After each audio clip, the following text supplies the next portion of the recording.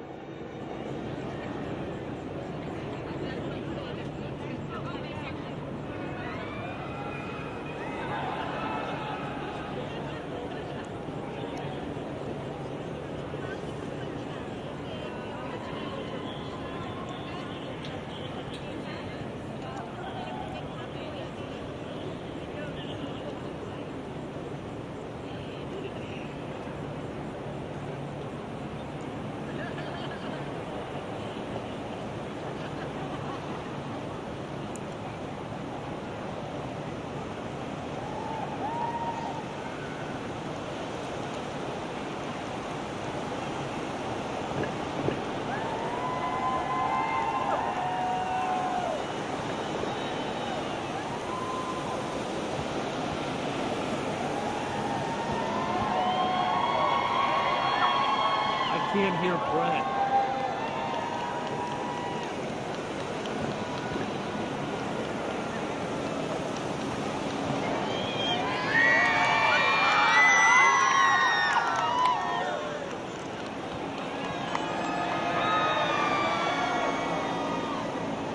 I can't hear Brett.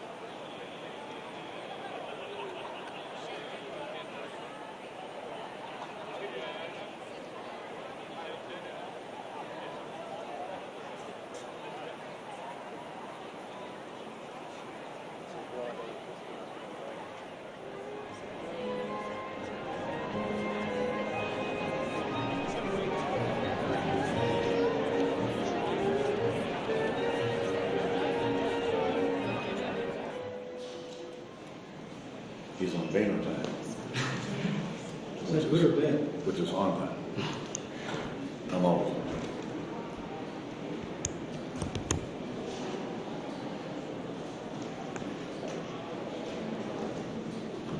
One of these chairs, semi-circle, and these are straight. Oh, that looks better than it usually does. Fine. Good.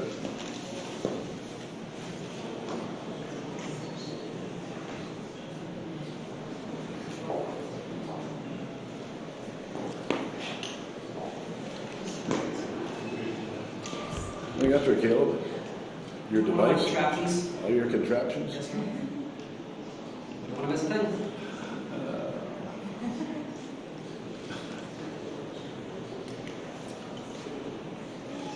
All right, Caleb, why aren't the rest of these lights up? I guess it's a little too bright, actually, Oh. in that bottom layer. Razor. We're making it good.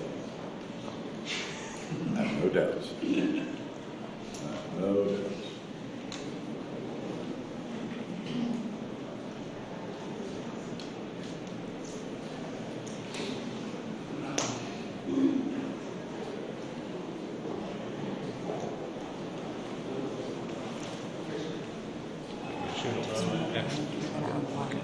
Yes.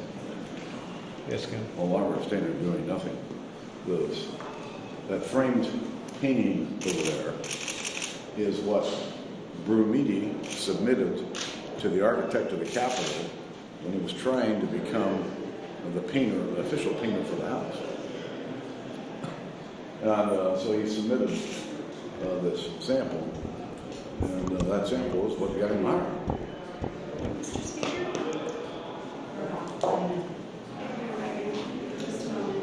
Where do you want to do this? No, that's good where it is, right? No, they've got a job to do. They don't want to see our backs.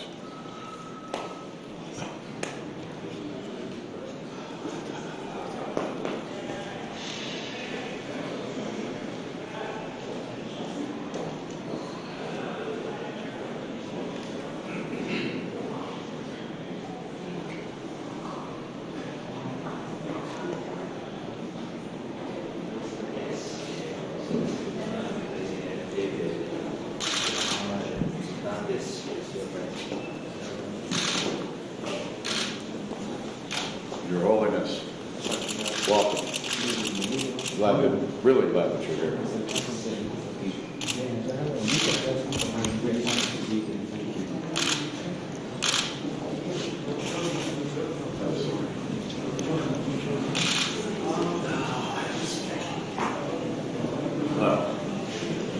Good morning.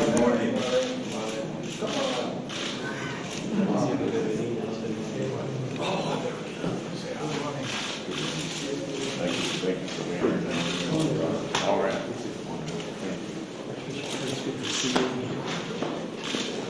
How are you?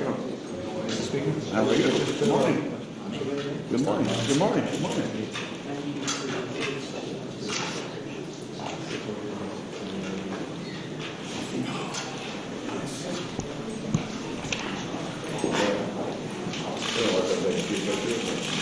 Somebody can have a conversation.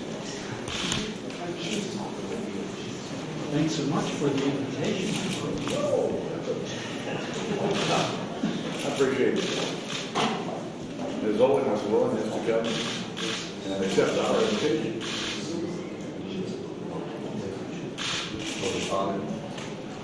The speaker not only a responsibility, he's one of the greatest supporters of education for children. I wanted to wear the old consortium tie. Yeah. Blue tie with little hands on it. Well, my staff insisted that I wear a green tie to celebrate I think your staff does well, although you wear that tie with the hands on very often. It's a tie, it's the color of hope. Yes. me a lot of hope today. Okay, nice to see all of you. Thank you. Thank you, guys. Thank you. All of that.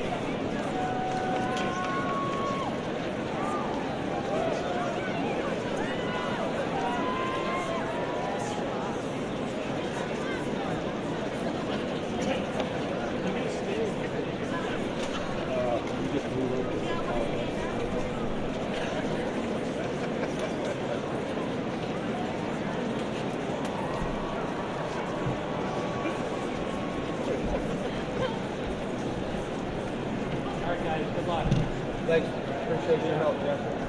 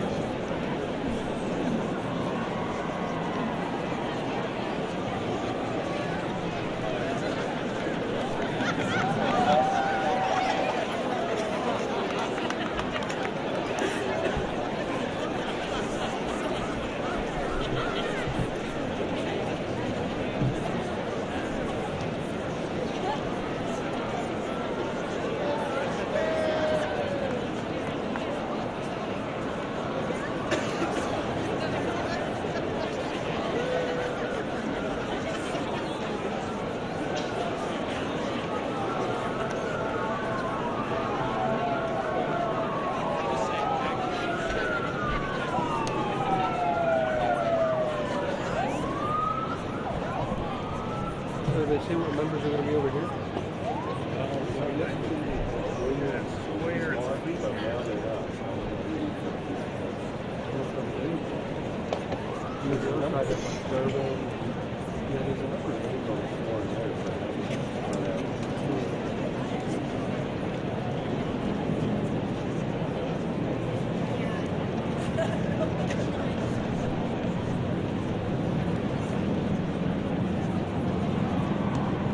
Your video on Jumbotron? Yeah.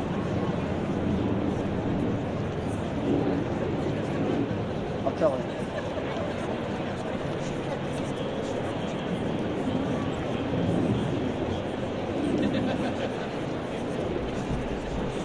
Yeah, right there in front of the red tie on Sam Myers. I know Sam Myers.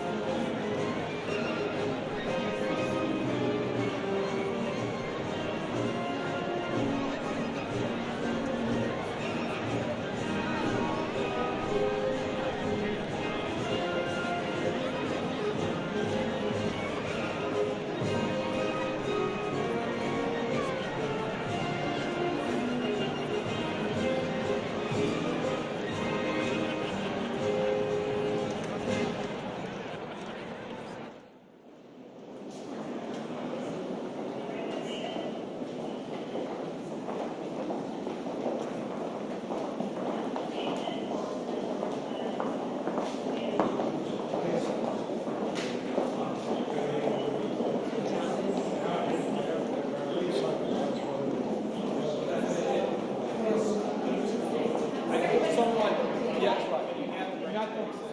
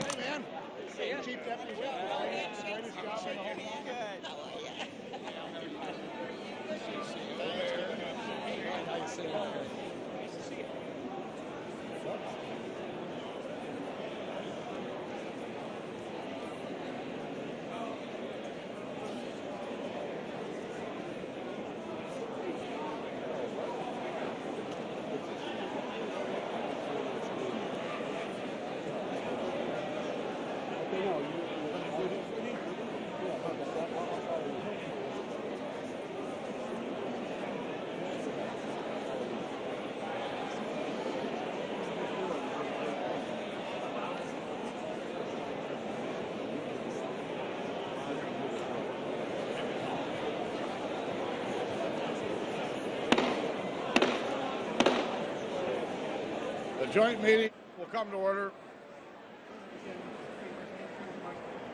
The joint meeting will come to order. The chair appoints as members of the committee on the part of the House to escort Pope Francis into the chamber the gentleman from California, Mr. McCarthy, the gentleman from Louisiana, Mr. Scalise, the gentlewoman from Washington, Ms. McMorris-Rogers, the gentleman from Oregon, Mr. Walden, the gentleman from Indiana, Mr. Messer, the gentlewoman from North Carolina, Ms. Fox, the gentlewoman from Kansas, Ms. Jenkins, the gentlewoman from California, Ms. Pelosi, the gentleman from Maryland, Mr. Hoyer, the gentleman from South Carolina, Mr. Clyburn, the gentleman from California, Mr. Becerra, the gentleman from New York, Mr. Crowley, the gentlewoman from Connecticut, Ms. DeLauro, and the gentleman from New Mexico, Mr. Lujan. The President of the Senate, at the direction of that body, appoints the following senators as members of the committee on the part of the Senate to escort His Holiness Pope Francis, the Holy See, into the House chamber. The Senator from Kentucky, Mr. McConnell. The Senator from Texas, Mr. Cornyn. The Senator from Utah, Mr. Hatch. The Senator from South Dakota, Mr. Thune. The Senator from Wyoming, Mr. Barrasso. The Senator from Missouri, Mr. Blunt. The Senator from Mississippi, Mr. Wicker. The Senator from Maine, Ms. Collins. The Senator from Alaska, Ms. Murkowski. The Senator from Tennessee, Mr. Corker. The Senator from New Hampshire, Ms. Zayat. The Senator from Nevada, Mr. Reed. The Senator from Illinois, Mr. Durbin. The Senator from New York, Mr. Schumer. The Senator from Washington, Ms. Murray. The Senator from Vermont, Mr. Leahy. The Senator from Montana, Mr. Tester. The Senator from Michigan, the Senator from Michigan, Ms. Stabenow.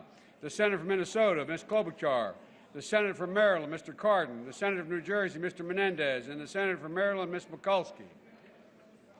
The members of the escort committee will exit the chamber through the lobby doors.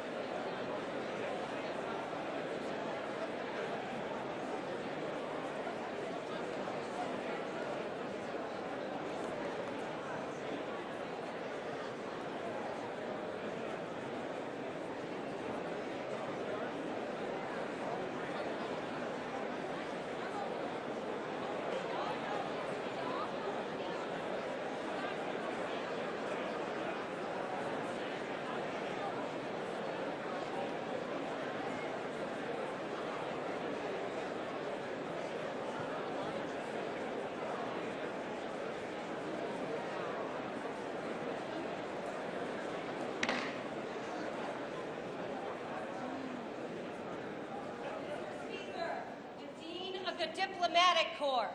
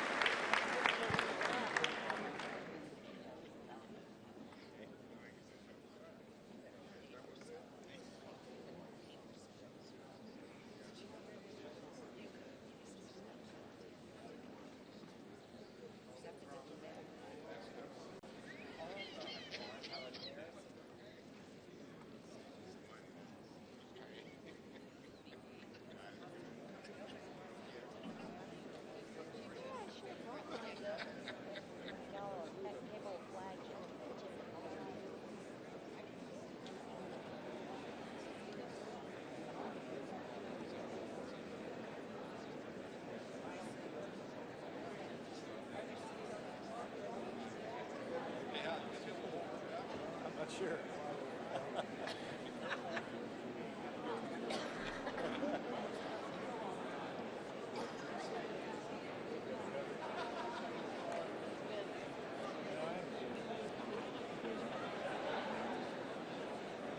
Hey, Joyce. Did you hear about me?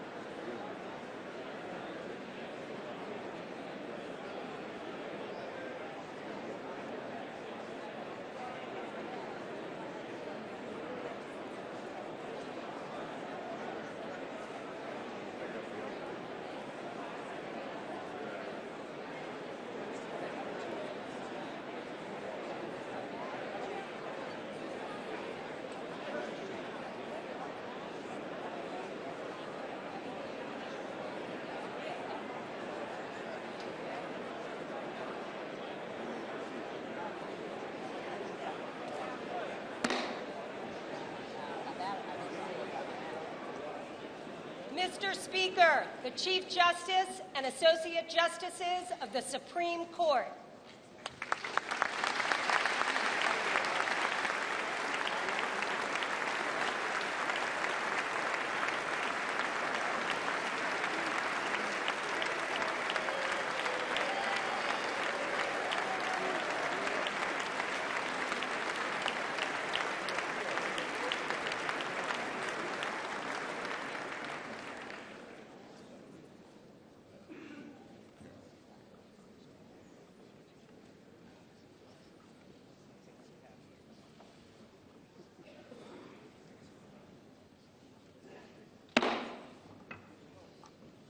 Mr. Speaker, the President's Cabinet.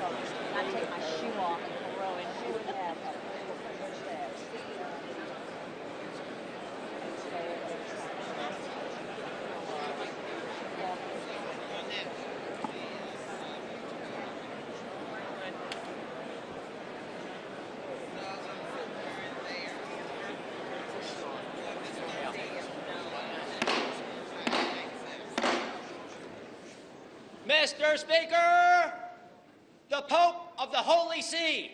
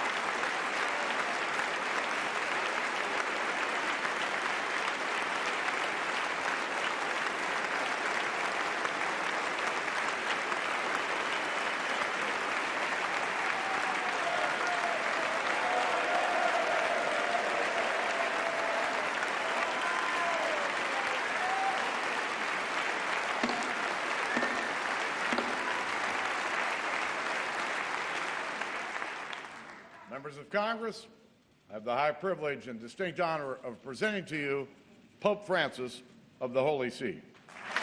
Good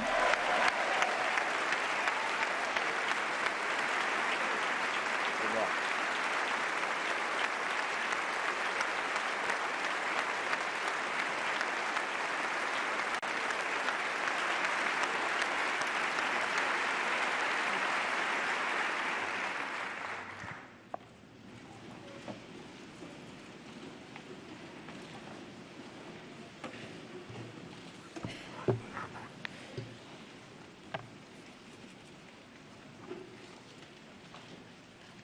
Mr. Vice President, Mr. Speaker, honorable members of the Congress, dear friends, I am most grateful for your invitation to address this joint session of Congress in the land of the free at the home of the brave.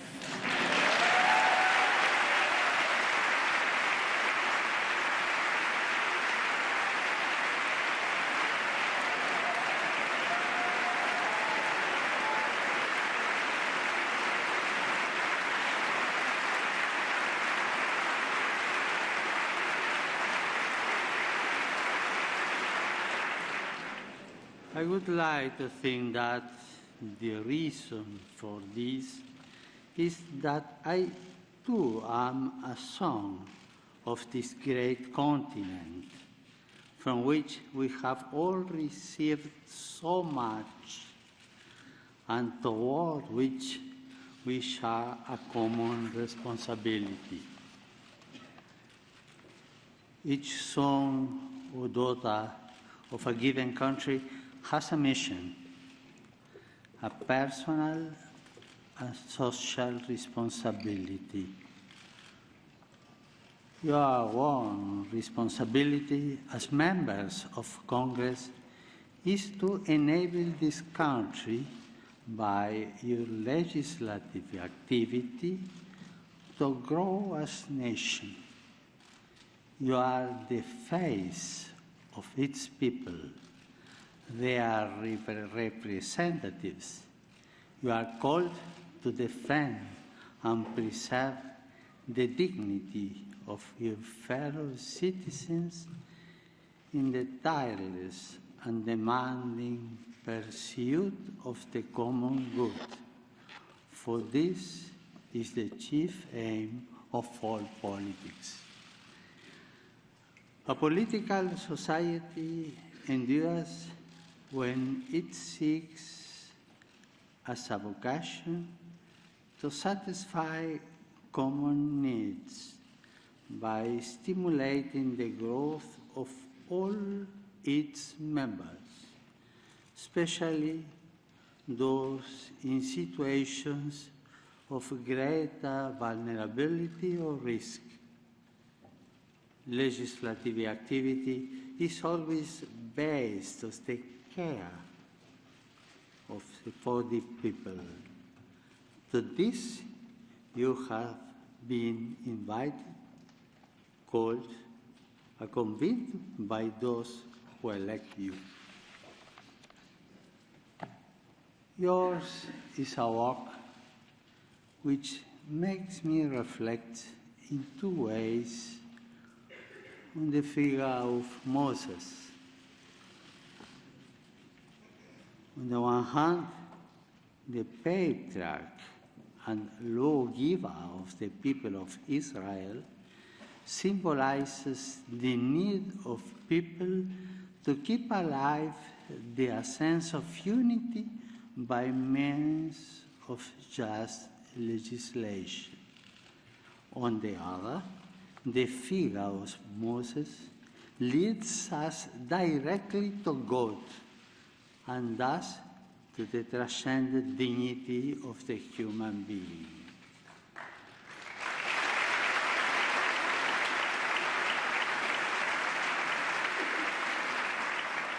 Moses provides us with a good synthesis of a walk. You are asked to protect, by means of the law, the image and likeness fashioned by God on every human life. Today, I would like not only to address you, but through you, the entire people of the United States.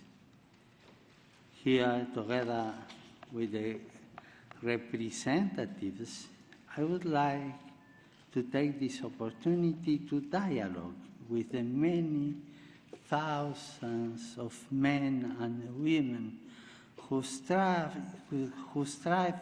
each day to do a honest day's work, to bring home the daily bread, to save money, and one step at a time to build a better life for their families. These are men and women who are not concerned simply with paying their taxes, but in their own quiet way sustain the life of society. They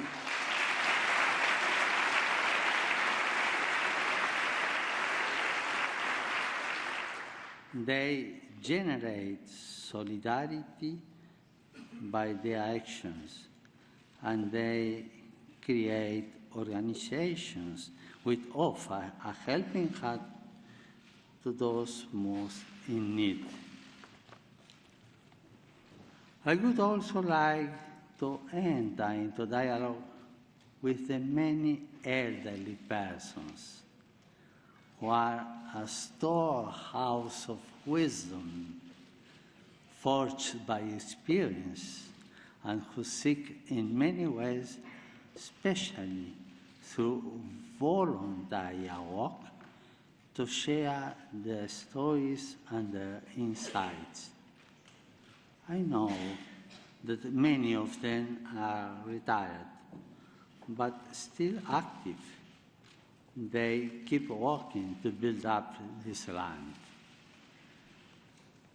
I also want to dialogue with all those young people who are working to realize their great and noble aspirations, who are not led astray by facile proposals, and who face difficult situations, often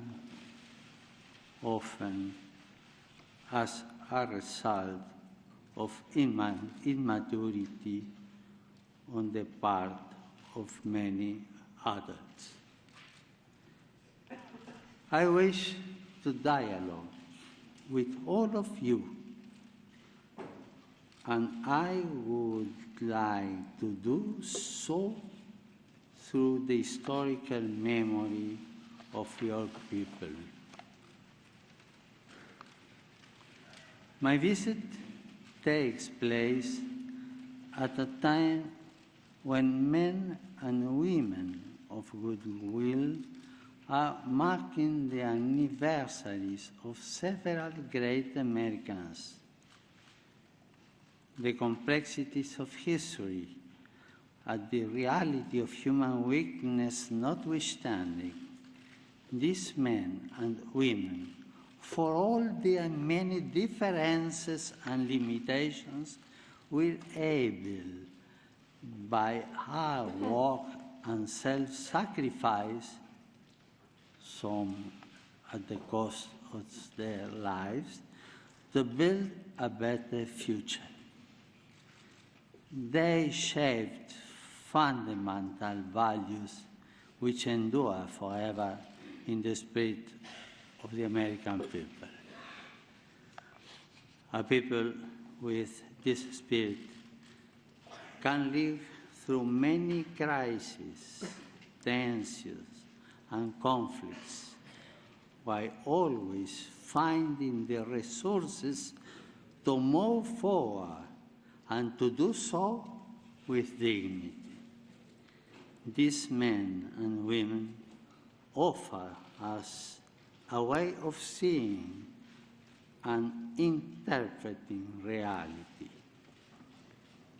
In honoring their memory, we are inspired even amid conflicts and in the here and now of each day to draw upon our deepest cultural reserve. I would like to mention 4 of these Americans: Abraham Lincoln, Martin Luther King, Dorothy Day, and Thomas Merton.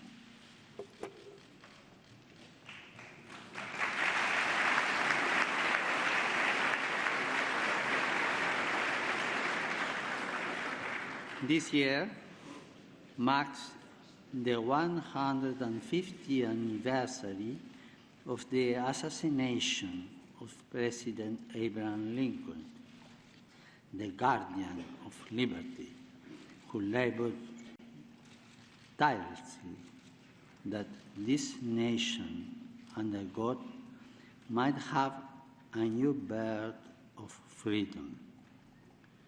Building a future of freedom requires love of the common good and cooperation in a spirit of subsidiarity and solidarity.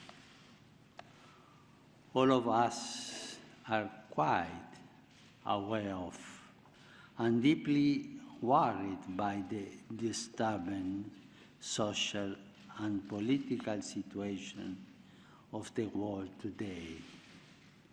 Our world is increasingly a place of violent conflict, hatred, and brutal atrocities, committed even in the name of God and of religion.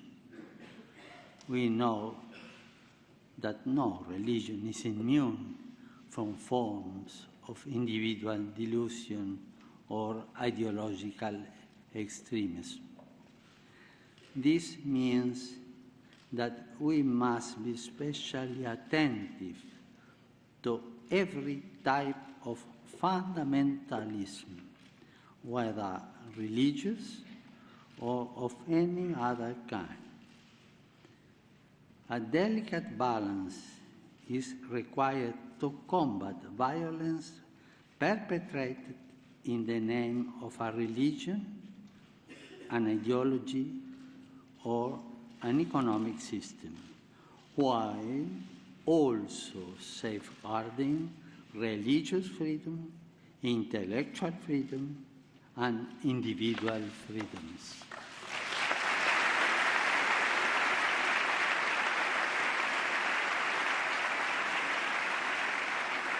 But there is another temptation which we must especially guard against.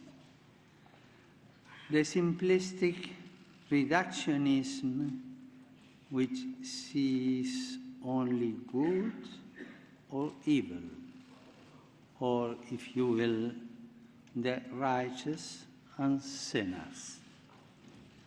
The contemporary world, with its open wounds, which affect so many of our brothers and sisters, demands that we confront every form of polarization, which would divide it into these two camps.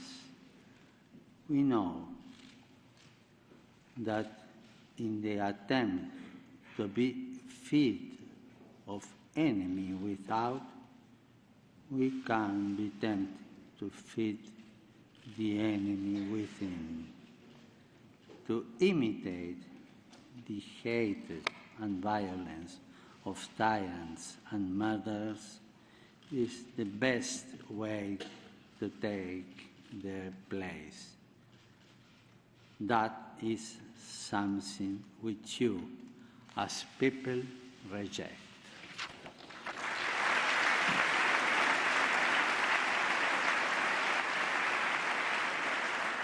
Our response must instead be one of hope and healing, of peace and justice.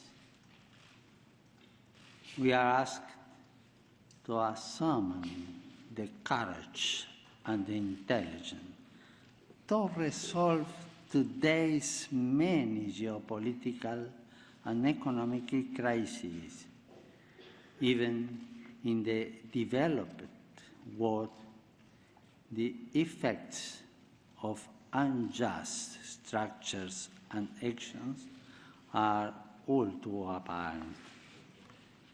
Our efforts must aim at restoring hope, righting wrongs, maintaining commitments, and thus promoting the well-being of individuals and of peoples. We must move forward together as one in a renewed spirit of fraternity and solidarity, cooperating generously for the common good.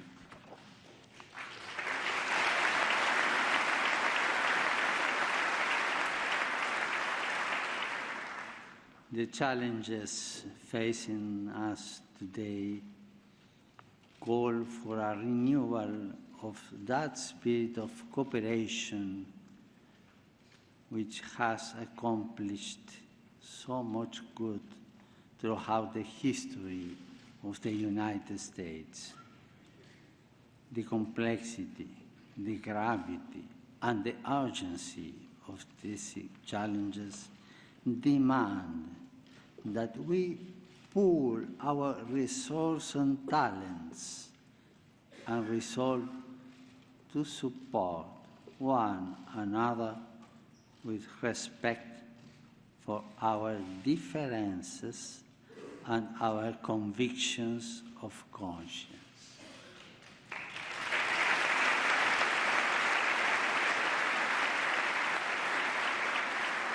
In this land, the various religious denominations have greatly contributed to building and strengthening society. It is important that today, as in the past, the voice of faith continue to be heard, for it is a voice of fraternity and love, which tries to bring out the best in each person and in each society. Such cooperation is a powerful resource in the battle to eliminate new global forms of slavery, born of great injustices, which can be overcome only through new policies and new forms of social consensus.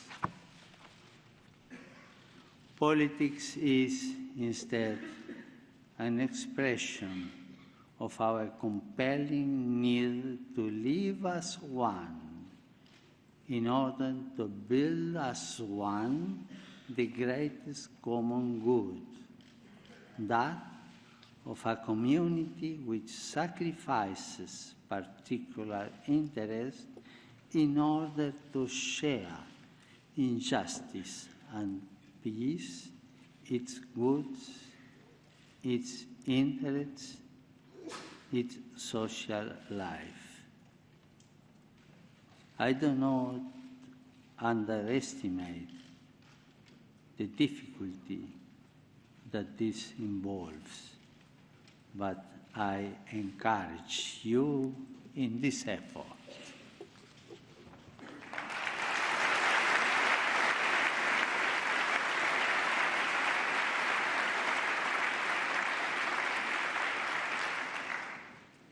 Here too, I think of the march which Martin Luther King led from Selma to Montgomery 50 years ago as part of the campaign to fulfill his dream of full civil and political rights for African Americans.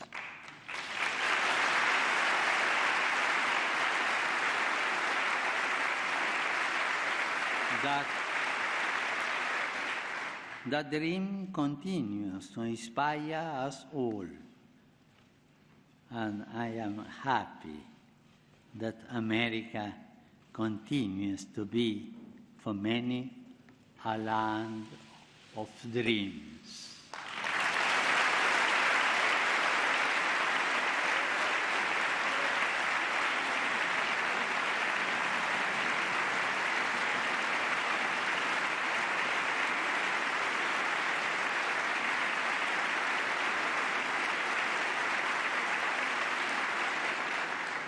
Dreams which lead to action, to participation, to commitment. Dreams which awaken what is deepest and truest in the life of the people. In recent centuries, millions of people came to this land to pursue the dream of building a future in freedom. We, the people of this continent, are not fearful of foreigners, because most of us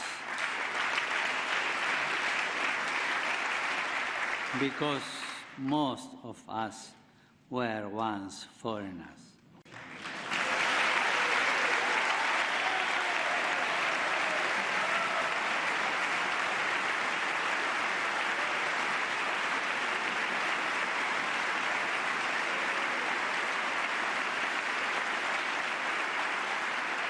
I say this to you as the son of immigrants, knowing that so many of you are also descendants of immigrants.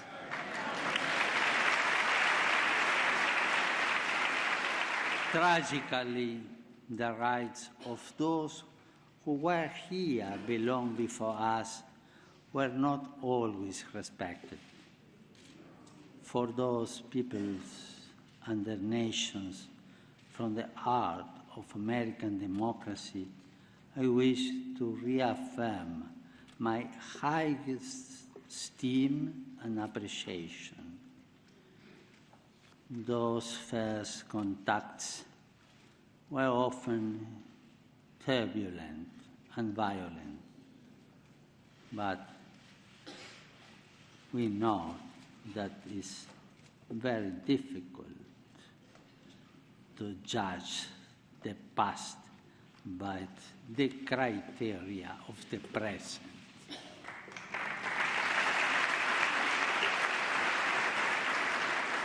Nonetheless, when the stranger in our midst appeals to us, we must not repeat the sins and the errors of the past.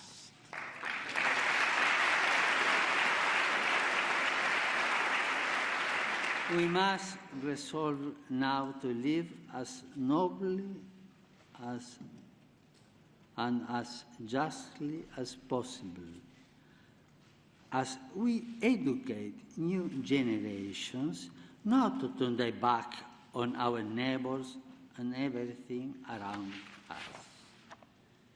Building a nation calls us to recognize that we must constantly relate to others, rejecting a mindset of hostility in order to adopt one of reciprocal subsidiarity in a constant effort to do our best.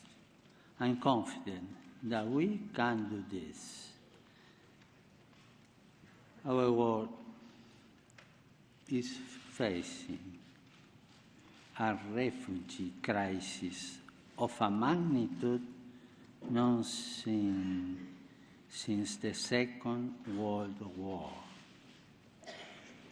This presents us with great challenges and many hard decisions. On this continent, too, thousands of persons are led to travel north in search of a better life for themselves and for their loved ones, in search of greater opportunity. It is not what we want for our own children.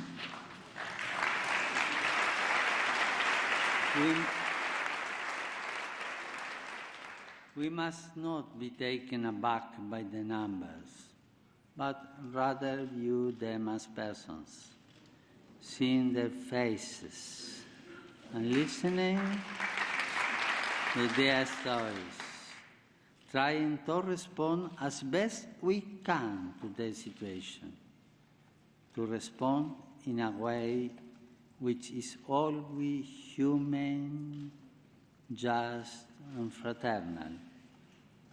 We need to avoid a common temptation nigh waits to discard whatever proves troublesome. Let us remember the golden rule. Do unto others as you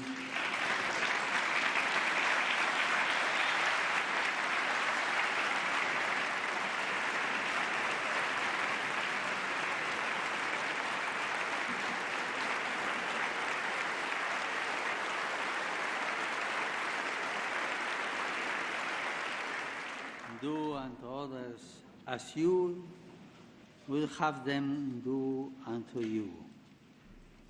This rule points us in a clear direction. Let us treat others with the same passion and compassion with which we want to be treated. Let us seek for others the same possibilities which we seek for ourselves. Let us help others to grow as we would like to be helped ourselves. In a word, if we want security, let us give security. If we want life, let us give life. If we want opportunities, let us provide these opportunities. The yardstick we use for others will be the yardstick which time uses for us.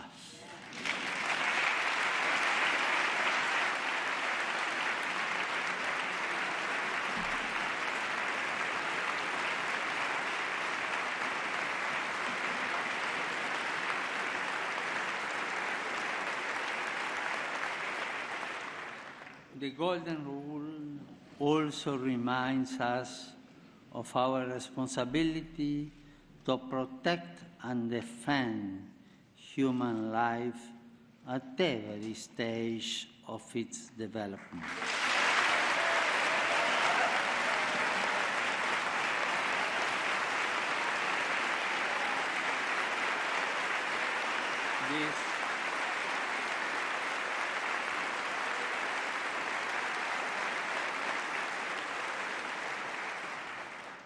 This conviction has led me from the beginning of my ministry to advocate at different levels the global abolition of the death penalty.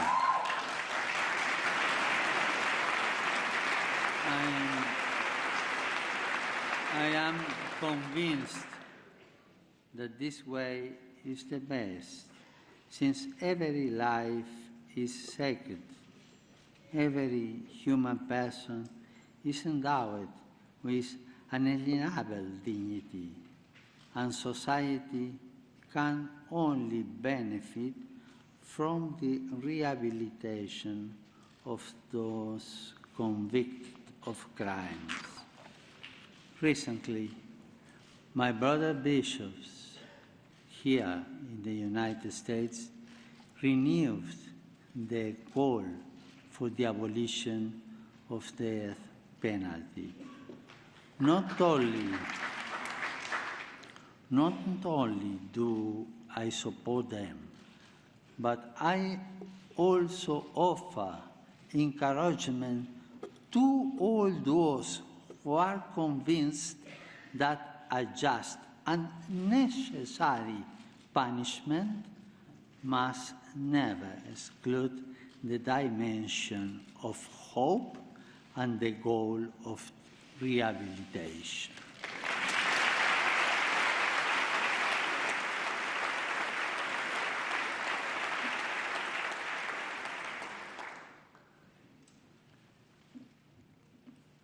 In these times, when social concerns are so important, I cannot fail to mention the servant of God, Dorothy Day, who founded the Catholic Worker Movement. Her social activism, her passion for justice and for the cause of the oppressed were inspired by the gospel, her faith, and the example of the saints. How much progress has been made in this area in so many parts of the world? How much has been done in these first years of the third millennium to raise people out of extreme poverty? I know that you share my conviction that much more still needs to be done, and in times of crisis and economic hardship, a spirit of global solidarity must not be lost. At the same time, I would encourage you to keep in mind all those people around us who are trapped in a cycle of poverty. They too need to be given hope. The fight against poverty and hunger must be fought constantly and on many fronts, especially in its causes. I know that many Americans today, as in the past, are working to deal with this problem. It goes without saying that part of this great effort is the creation and distribution of wealth. The right use of natural resources, the proper application of technology, and the harnessing of the spirit of enterprise are essential elements of an economy which seeks to be modern, inclusive, and sustainable.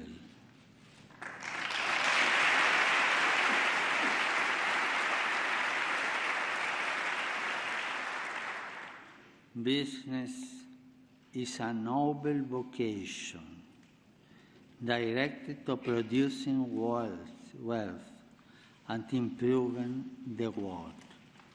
It can be a fruitful source of prosperity from the area in which it operates, especially if it sees the creation of jobs as an essential part of its service to the common good.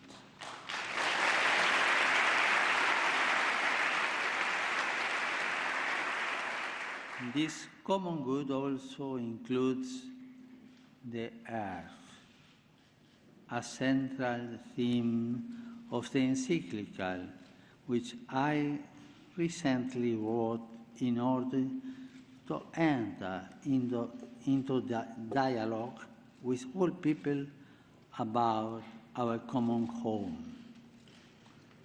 We need a conversation which includes everyone, since the environmental challenge we are undergoing and its human roots concern and affect us all.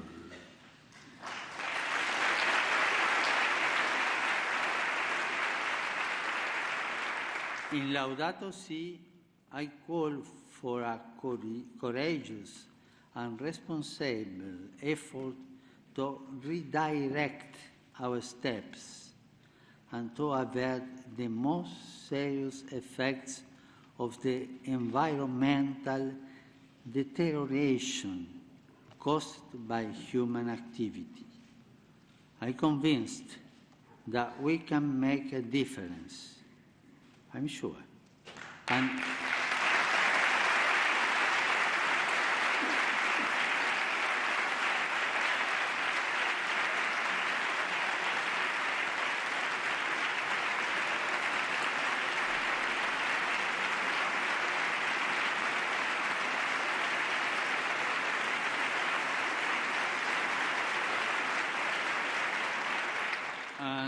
I have no doubt that the United States and this Congress have an important role to play. Now is the time for courageous action and strategies aimed at implementing a culture of care and an integrated approach to combating poverty, restoring dignity to the excluded, and at the same time, protecting nature.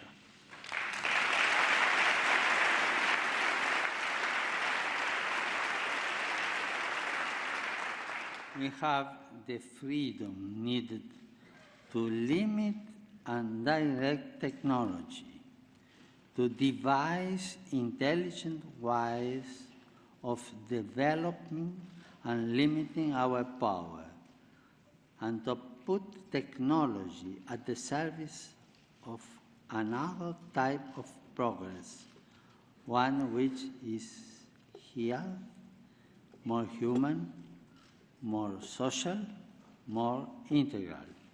In this regard, I am confident that America's outstanding academic and research institutions can make a vital contribution in the years ahead.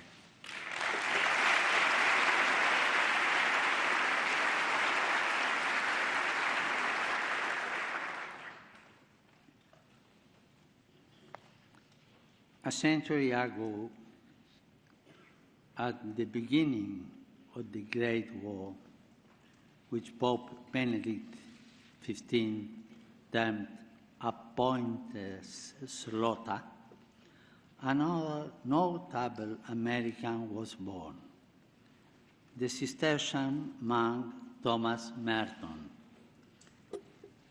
He remains a source of a spiritual inspiration and guide for many people. In his autobiography, Merton wrote, "I came into the world free by nature, in the image of God. I was, nevertheless, the prisoner of my own violence and my own selfishness, in the image of the world into which I was born. That world was the picture of hell, full of men like myself, loving God and yet hating Him, born to love Him, living instead in fear of hopeless self-contradictory hungers." Merton was, above all, a man of prayer, a thinker who challenged the certitudes of this time and opened new horizons for souls and for the Church. He was also a man of dialogue, a promoter of peace between peoples and religions. From this perspective of dialogue, I would like to recognize the efforts made in recent months to help overcome historic differences linked to painful episodes of the past. It is my duty to build bridges and to help all men and women in any way possible to do the same. When countries which have been at odds resume the path of the dialogue, a dialogue which may have been interrupted for the most legitimate of reasons, new opportunities open up for all.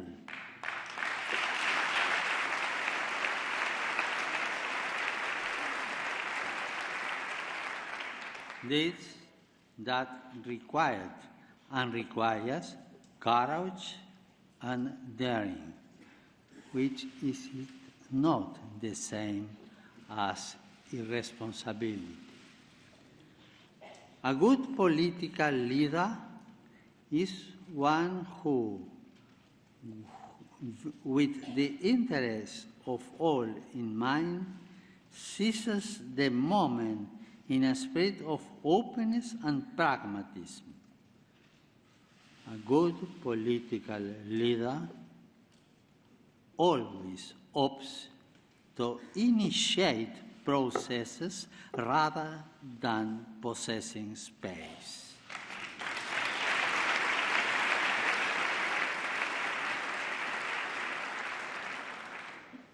being at the service of dialogue and peace also means being truly determined to minimize and in the long term to end the many armed conflicts throughout our world.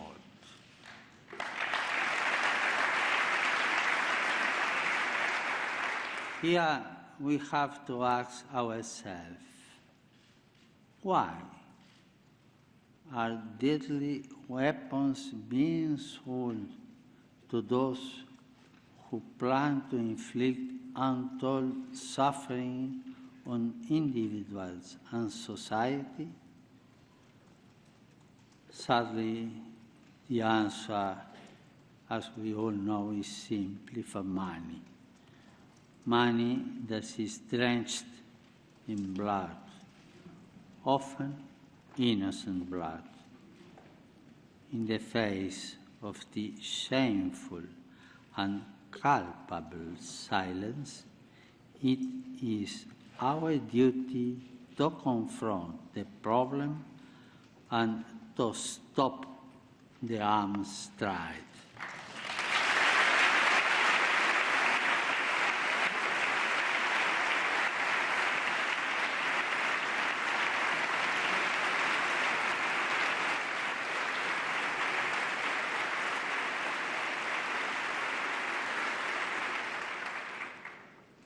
Three sons and one daughter of this land, 4 individuals of 4 dreams. Lincoln, liberty. Martin Luther King, liberty in plurality and non-exclusion. Dorothy Day, social justice and the rights of persons. And Thomas Merton, the capacity for dialogue and openness to God. 4 representatives of American people. I will end my visit to your country in Philadelphia, where I will take part in the World Meeting of Families. It is my wish that throughout my visit, the family should be a recurrent theme. How essential the family has been to the building of this country.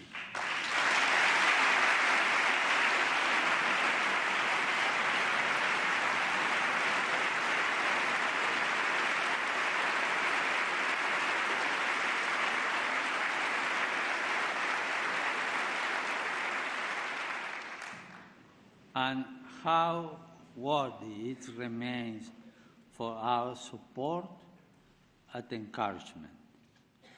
Yet, I cannot hide my concern for the family, which is threatened, perhaps as never before, from within and without.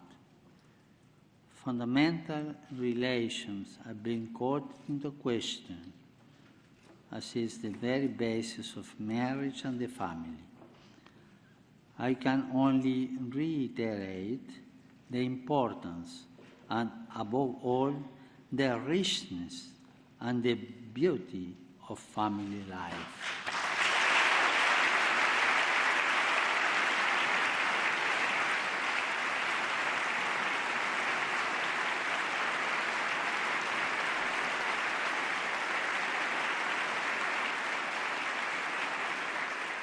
In particular, I would like to call attention to those family members who are the most vulnerable, the young. For many of them, a future filled with countless possibilities beckons. Yet so many others seem disoriented and aimless, trapped in a hopeless maze of violence abuse, and despair. Their problems are our problems.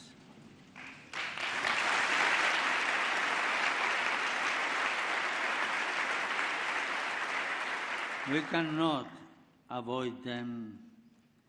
We need to face them together, to talk about them, and to seek effective solutions rather than getting bogged down in discussion. At the risk of oversimplifying, we might say that we live in a culture with precious young people known to start a family because they lack possibilities for the future. Yet, the same culture presents others with so many options that they too are dissuaded from starting a family. A nation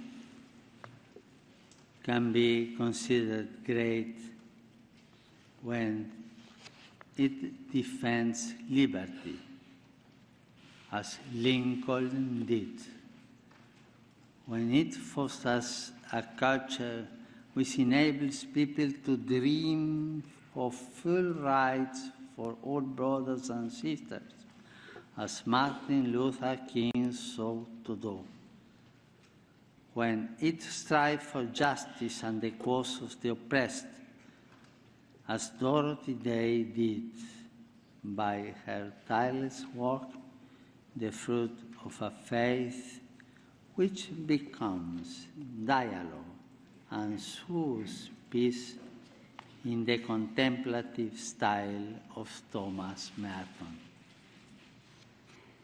In this remark, I have sought to present some of the richness of your cultural heritage, of the spirit of the American people. It is my desire that this spirit continue to develop and grow so that as many young people as possible can inherit and dwell in a land which has inspired so many people to dream. God bless America.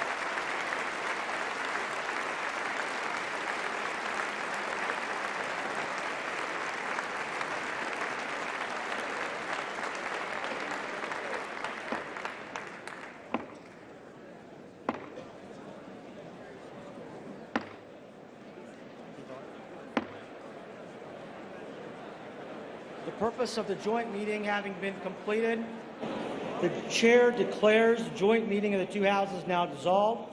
All members and senators will remain in the chamber while the official party departs.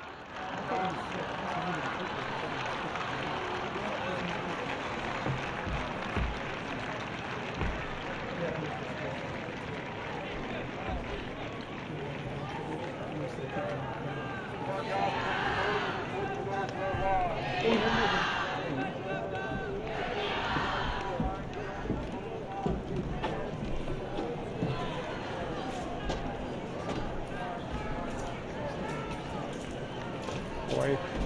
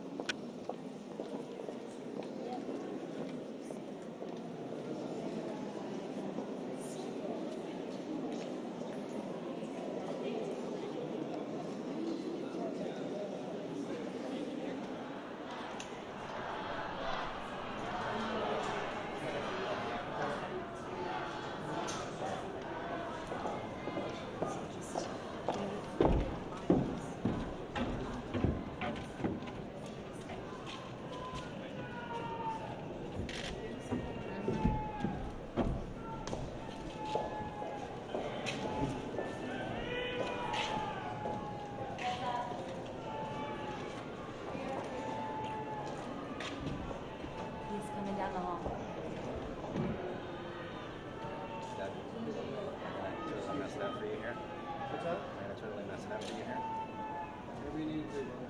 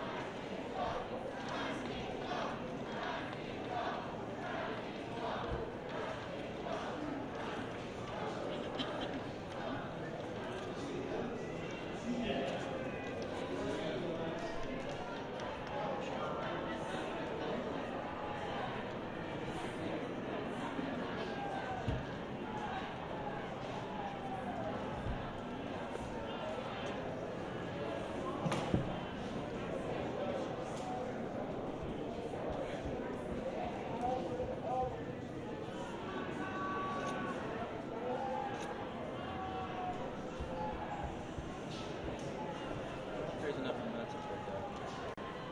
One more before it comes out. Kind of put my strap Throw around. it up for that.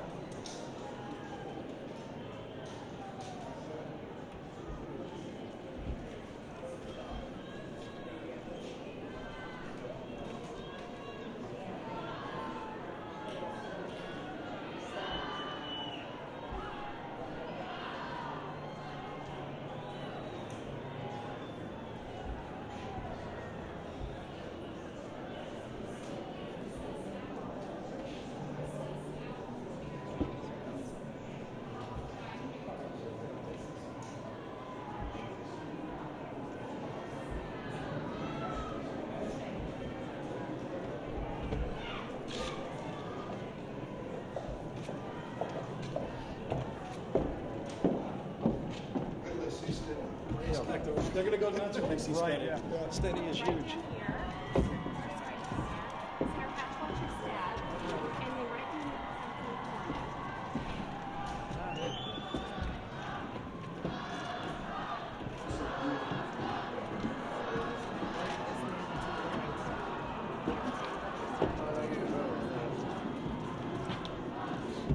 All right. Where?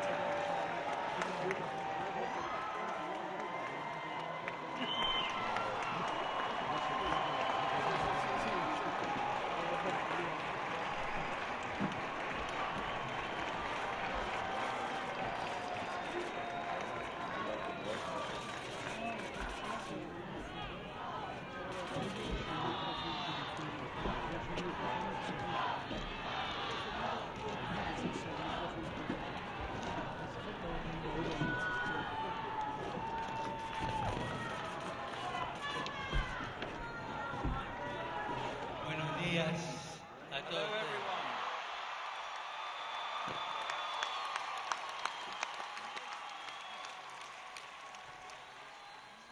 Les agradezco su acogida y su presencia. I'm so grateful for your presence here. Les agradezco los personajes más importantes que hay aquí, los niños. The most important ones here, children.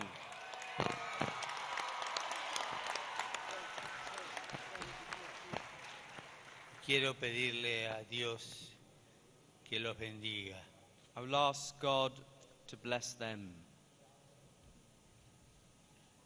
Señor, Lord, Padre nuestro de todos, Father of all, bendice a este pueblo. bless these. Bendice a cada uno de ellos. Bless each of them. Bendice a sus familias. Bless the families.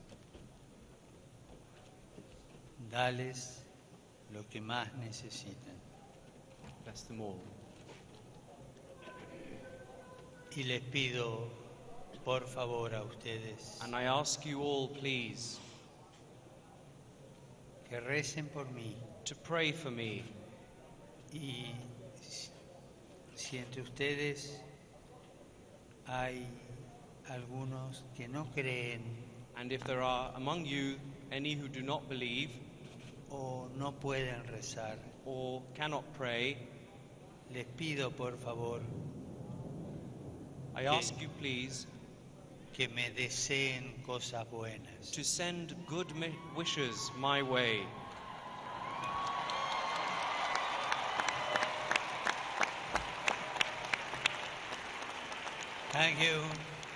Thank you very much, and God bless America.